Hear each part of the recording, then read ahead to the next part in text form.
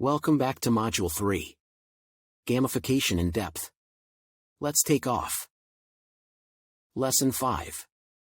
Gamification with a Critical Eye.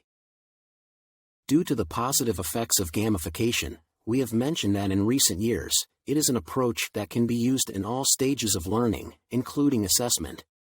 It is known that gamification has positive effects in terms of increasing engagement to the lesson, motivating the learner, experiencing the feeling of flow during learning, creating an enjoyable learning environment, improving success and performance, and increasing participation.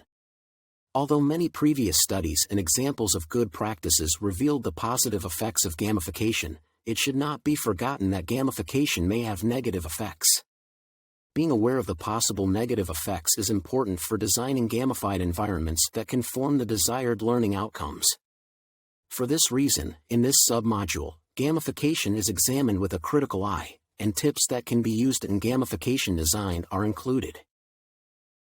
In systematic analysis research examining the studies on gamification, it was found that gamification has disadvantages such as loss of performance, undesired outcomes, no indifference, or its positive effects decrease over time. The loss of performance has been associated with learners' failure to understand gamification rules by some researchers. It is associated with students' dislike of being punished in the gamified environment and the difficulty of the tasks in the environment by some. Undesirable outcomes such as dissatisfaction and lack of motivation in the gamified environment are mostly associated with the inadequacy of the technical features of the system in which gamification is applied, the competition exceeding the limits, and the difficulty of the tasks. In some of the studies, it has been found that gamification is ineffective compared to traditional environments, stating that gamification does not affect learning, cognitive functions, performance, engagement and motivation. It is neither fun nor boring. Another situation where gamification is criticized is that its positive effects decrease over time. Some studies show that over time, learners' interest and motivation decrease.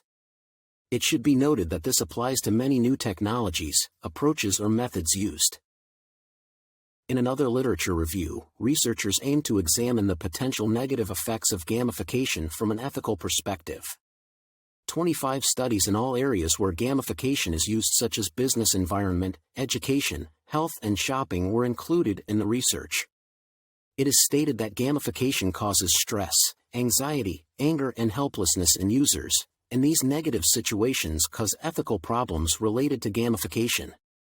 The source of these negative moods is the inability of the user to overcome the difficulty in the task, users being constantly busy monitoring the performance of others, revealing users' performance data for other users to see, and putting more pressure on the user for more performance. In some studies, it has been found that gamification reduces performance, behaviors related to earning more points, ranking high on the leaderboard, worrying about the results of their peers, and trying too hard to win a game have been reported to impair users' concentration. It has been emphasized that this distraction may cause users to perform primary tasks with low quality or decrease their motivation in tasks that require primary performance. In studies with negative effects, it has been seen that the most preferred components in the design are points, badges, and leaderboards. It has been stated that users get bored and experience stress in designs where only these components are used. However, only one study in which the avatar was used had a negative effect. Gamification design can be considered more effective when users feel a valuable gain, have more autonomy and succeed. Also, users' willingness to participate in gamification tasks is different. For example, some users enjoy reaching a higher level on the leaderboard or collecting more points and badges, some enjoy collaborating with friends, customizing their avatar, or just competing against themselves and overcoming challenges. Not taking into account the needs and characters of users during the development phase of gamification may force users to reach goals that are not suitable for them. In summary, gamification is not always an approach that has positive effects for everyone and wholly. However, we can say that gamification has positive effects, and these effects differ depending on the design features. Then, considering the characteristics of your target audience, employing gamification mechanics and components, and using gamification as a supporting element, not mandatory, can benefit from possible positive effects. So, how do negative results and the situations associated with these results give clues about gamification design? Now let's recall the well-known design features. Autonomy, competence, and social relatedness should be the cornerstones of the gamified learning environment design.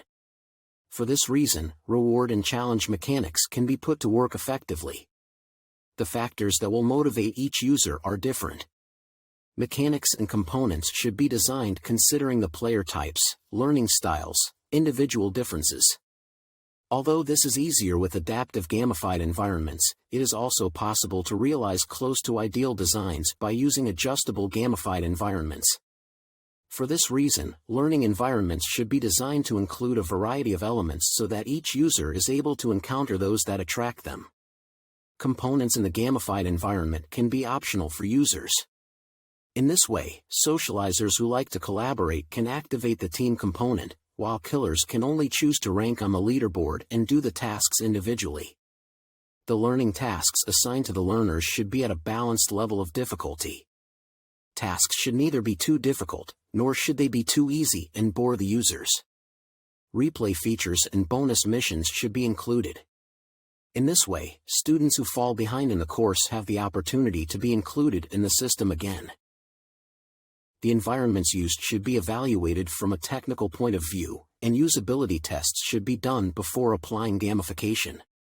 The rules in these environments that contain game elements should be well explained to the learners. If possible, a clear guide should be prepared and exhibited in the environment. Participation in the gamified environment should be voluntary, as it will reduce negative emotional states. Learning tasks and elements should be integrated as much as possible so that users do not just focus on gamification elements and miss the details of the tasks. Creating well-defined gamification strategies with these items in mind can reduce the potential negative effects. Now I want to share with you the strategies that I created myself. List your main and sub-goals. Define challenges by combining game mechanics and goals. Determine clear, small, and challenging, achievable challenges, learning tasks which are linked to rewards like stars, virtual goods, or badges. Tasks should get more difficult step by step. Don't let them fail in the beginning. Match the game elements and learning tasks. Make the progress visible like leaderboards or profile pages. Let them take control but don't allow them to get lost or stuck. Give clear guidance. Provide different individual paths to follow. Give feedback and opportunity to improve. Everything is feedback, a badge, points, etc. Avoid negative performance feedback. Find ways to recall them to the gamified environment, it could be by notifications, and give new challenges.